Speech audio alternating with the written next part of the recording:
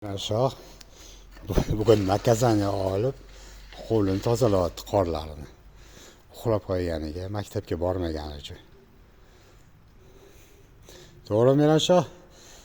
Uxlab qolib maktabga bormagani uchun qor tozalayapsan bugun? Ha? Ey. Maktabga bormasa uxlab qolgani uchun qor tozalayapsan bugun? Ha?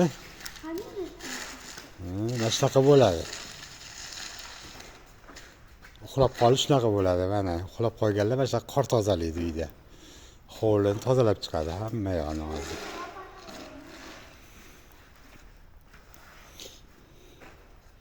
Mana mabet tozala, mabet olib kelib. Mena Shoh. Mabetdan boshla, mana mashitdan boshlab tozala. Tez. Uxlab qolgandan keyin shunaqa bo'ladi mana senga. Davay. Uxlab qolganlar tozalaydi mana qorni. Davay.